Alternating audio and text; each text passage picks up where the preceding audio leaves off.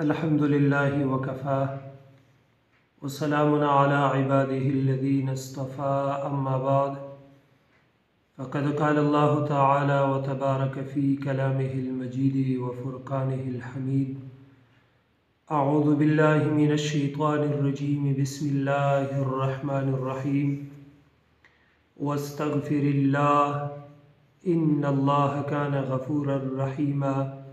صدق الله العلي العظيم. وعن أبي هريرة رضي الله تعالى عنه قال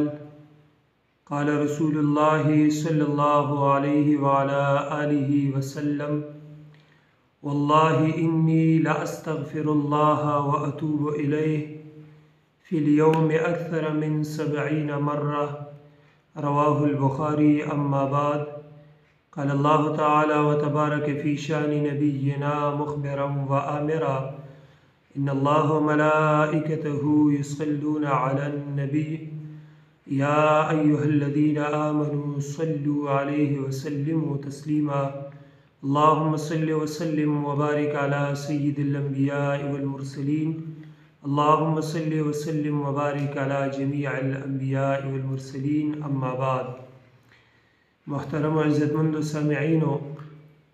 د نن ورځې اولنی کلیپ هغه د استغفار د فضیلت په باره کې دی. محترم و عزتمندو قرآن کریم کې الله رب العزت جل شانه فرمایي واستغفر الله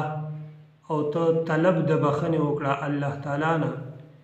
ان الله کان غفورا رحیما بشک الله جل جلاله بخون کے او مهربان دی.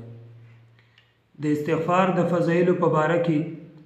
د نبی کریم علیه السلام متعدد احادیث مبارکه راغلي دي.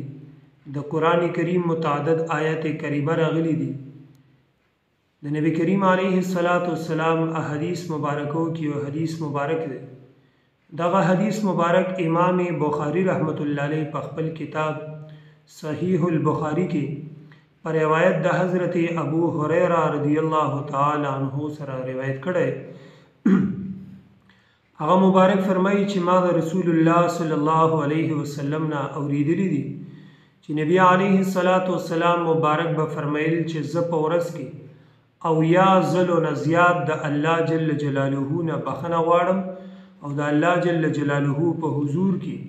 ورځ د او یو زلونه زیات توبه وباسم. دویم نمبر ابو داود شریف حدیث مبارک دی او د حدیث مبارک راوی حضرت عبدالله ابن عمر رضی الله تعالی عنهما.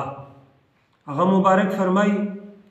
چې موږ په یو مجلس کې د نبی کریم علیه السلام سره کېناستو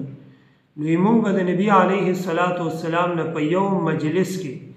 سلسله دا کلمات اوریدل چې نبی علیه السلام به فرمایل چې رب اغفر لی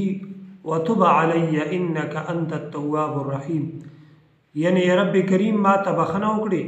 او رجوع د رحمتو کې په ما باندې یا الله جل جلاله ته توبه قبلونکې او رحم کوونکې. بل د نبی کریم علیه السلام حدیث مبارک دی. د حدیث مبارک راوی حضرت عباده بن صامت رضی الله تعالی عنہ مبارک دی. هغه مبارک فرمایي چې رسول الله صلی الله علیه وسلم او فرمایل کوم بندا د الله جل جلاله کوم بندا چې د مؤمنانو سړو او د مؤمنانو خزو د پاره د الله جل جلاله نه بخنه وواړي نو دغه انسان په عمل نامه کې با الله جل جلاله د هر یو مؤمن سړي او د هر یو مؤمن خزه پشمار باندې نیکی ولیکي. یعنی یو سړی دی او هغه استغفار وي او د ټول کائنات مسلمانانو خزو سړو د پاره بخنه وغوښته او الله جل جلاله نو الله جل جلاله به دغه ټول کائنات مسلمانانو خزو د سړو برابر نیکی او ثوابونه دغه سړي په عمل نامه کې ولیکي. حضرت ابو داود رضی الله تعالی عنہ مبارک دا یو صحابي دی. هغه مبارک فرمایي چې نبی کریم علیه السلام فرمایل چې کوم بندا چې د عام مسلمانانو سړو او د عام مسلمانانو خزو د پاره د ورځې 20 ځل د الله جل جلاله په دربار کې بخنه او د مغفرت سوال کوي، الله جل جلاله به دغه استغفار ویونکی انسان شي، دا به په هغه خلکو کې شمار کا، په هغه خلکو کې به ولیکي چې د کومو خلکو دعاګانې قبلیږي، یعنې مستجاب الدعوات دي،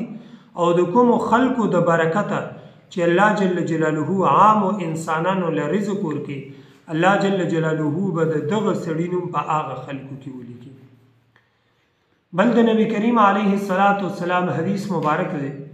دا حدیث مبارک راوی حضرت ابو سعید خدری رضی الله تعالی عنہ مبارک دی، او دا حدیث مبارک امام مسلم رحمت الله علیه په خپل صحیح مسلم کې روایت کړی. هغه مبارک فرمایي چې نبی کریم علیه السلام او فرمایل چې کله الله جل جلاله ابلیس ملعون د جنت نه راګزار کړو او هغه ملعون وګرځاو، ابلیس ملعون وی چې یا الله جل جلاله ما دې ستا په عزت باندې قسم وي چې همیشه به زه ستا بندگان چې دا به ګمراه کوم تر هغه وخت پورې چې څو پورې د دوی په بدنونو، جسدونو او جسمونو کې روح یو ژوندي. د هغې په جواب کې الله جل جلاله فرمیل چې ما دې په خپله خدایۍ، په خپل جلال، په خپل لویۍ او قدرت باندې قسم وي چې زه به هغه وخت پورې خپلو بندګانو ته بخښنه او مغفرت کوم چې کوم وخت پورې زما بندګان زما نه بخښنه غواړي، زما نه مغفرت غواړي. وآخر دعوانا ان الحمد لله رب العالمين. سبحان ربك رب العزة عما يصفون وسلام على المرسلين والحمد لله رب العالمين.